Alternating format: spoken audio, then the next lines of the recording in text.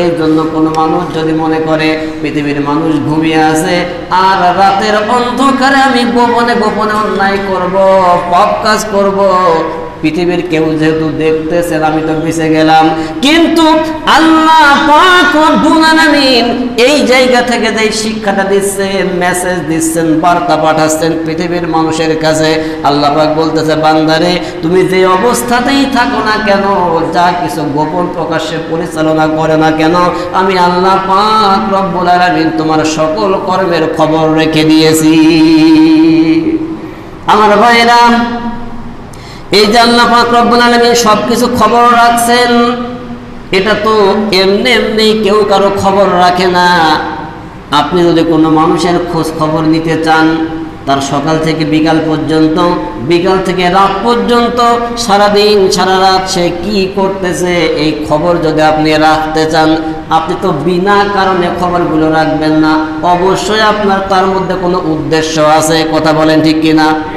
তাহলে আল্লাহ পাক রব্বুল আলামিন আয়াতের শুরুতেই যখন মেসেজ দিচ্ছেন, তথ্য দিচ্ছেন, বান্দা যে অবস্থাতেই থাকো আমি কিন্তু খবর রাখি, তার মানে বোঝা যায় আল্লাহ পাক রব্বুল আলামিন এই খবর এমনি এমনি রেখে দেয় না। কিয়ামতের দিন অবশ্যই সব কিছু আমাদের সামনে প্রকাশ করে দেবে।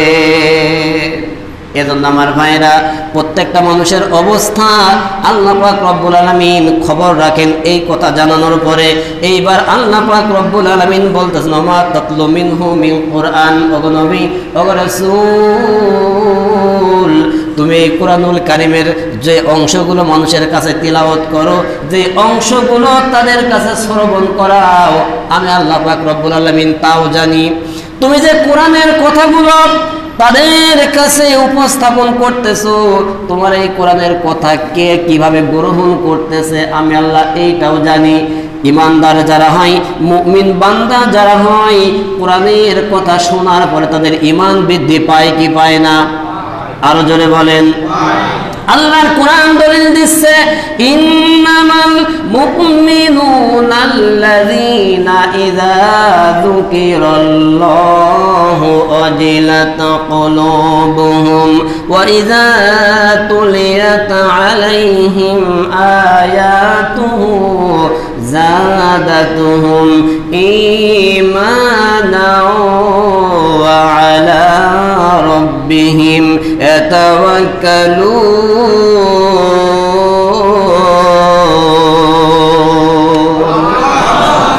সূরা আনফাল 2 নম্বর আয়াতে কারিমা আল্লাহ পাক রব্বুল আলামিন জানিয়ে দিয়েছে নিশ্চয় যারা মুমিন এই কোরআনের কথা শোনার পরে আল্লাহর নাম যখন তারা শ্রবণ করে তখন তাদের অন্তরটা প্রকম্পিত হতে থাকে, কাঁপাকাঁপি শুরু হয়ে যায়।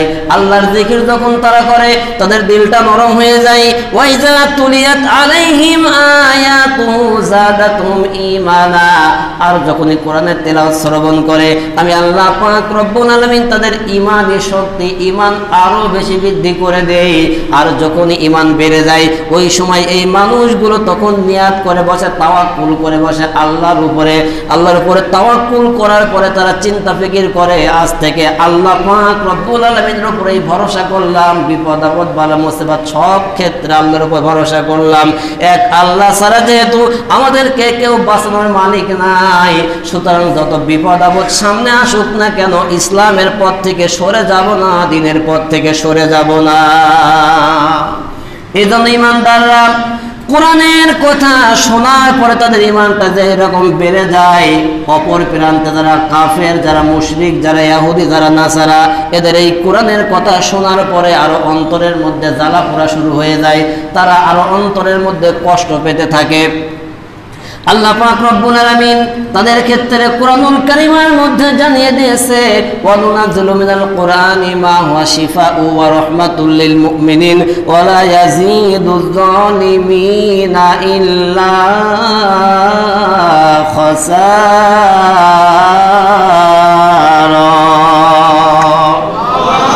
সূরা বানী ইসরাঈল 82 নম্বর আয়াতে কারিমা আল্লাহ পাক রব্বুল আলামিন আয়াতে কারিমার শেষের দিকে ওয়ালা ইয়াজিদুয যালিমিনা ইল্লা খাসারা এই শব্দগুলোর দ্বারা বুঝিয়েছে যারা জালিম এই পৃথিবীতে যারা পাপিষ্ঠ বান্দা তারা কোরআনের কথা শোনার পরে তাদের অন্তরের মধ্যে আরো বেশি জ্বালা পোড়া শুরু হয়ে যায়। এই জন্য আল্লাহর কোরআন আবার জানিয়েছে ওয়াকালাল্লাযীনা কাফারু লা তাসমাউ লিহাযাল কুরআনি ওয়ালগাউ ফীহি লাআল্লাকুম তাগলিবুন।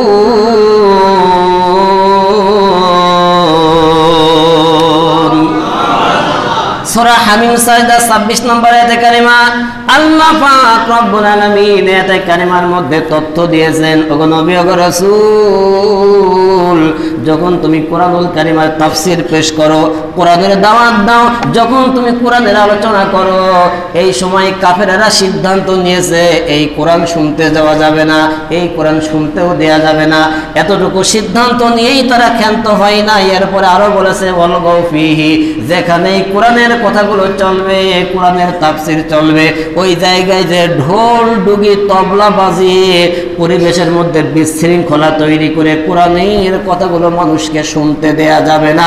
জবান ছেড়ে বলেন নাউজুবিল্লাহ। এই যে কাফেরেরা এমন ভাবে সিদ্ধান্ত নেবে আর মুমিনেরা কোরআন শোনার পরে তাদের ঈমানটা বেড়ে যাবে আল্লাহ পাক সেই তথ্য দিচ্ছে এই জায়গায় ওমা তাতলু মিনহু মিন কুরআন ওগো নবী ওগো রাসূল কোরআনের যে অংশটাই তুমি মানুষের কাছে তিলাওয়াত করে শ্রবণ করো এই তিলাওয়াতের শ্রবণের দৃশ্যটা মানুষ কিভাবে গ্রহণ করতেছে তোমার আল্লাহ পাক রব্বুল আলামিন এইগুলো পর্যবেক্ষণ করে।